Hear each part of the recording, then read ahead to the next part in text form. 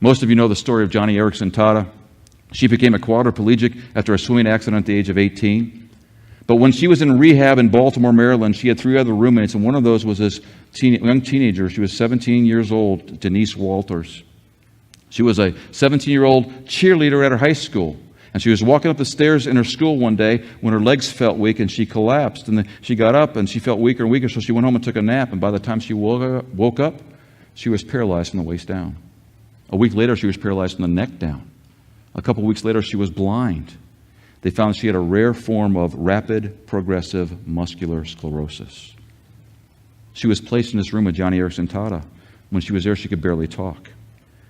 And they were there for months and months. And Joni said the only person that would come to see this girl was her mother, and they were Christians.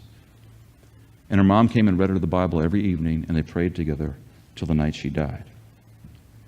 Joni Erickson-Tada got upset about this because this was the point in her life where she was still struggling with why the accident happened to her, why was it happening to me, and she had begun to realize that maybe through suffering she would grow deeper in a relationship with the Lord. Maybe she would be able to testify to others about the goodness of God. But when Denise Walters died, Joni thought that was pointless. Nobody saw her. She just sat there and died. And Joni Erickson-Tada shared this with one of her friends, who in turn responded to Joni with Ephesians 3:10.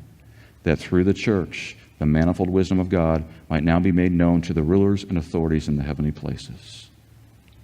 Angels and demons look down at what takes place in the church and are amazed to see things how like families deal with tragedy. We know it's true. When Job suffered, he suffered in front of the council of angels and even the devil himself. Joni Erickson-Tada got it when her friend talked to her about that, and she mailed a letter to Denise encouraging her with Ephesians 3:10. What if I told you that right after church dismissed and you went on your way home, that a television camera would videotape your life and broadcast it to every person in the entire world for 24 hours? Would you live your life a little bit differently? I think I would. But the truth of the matter is we're all on candid camera now. Because we live in a visible and invisible world. This is part of the letter that Joni wrote to Denise's mom. She said, I am sure that the angels and demons stood amazed as they watched the uncomplaining patience of your daughter. You see, suffering ultimately will not hurt us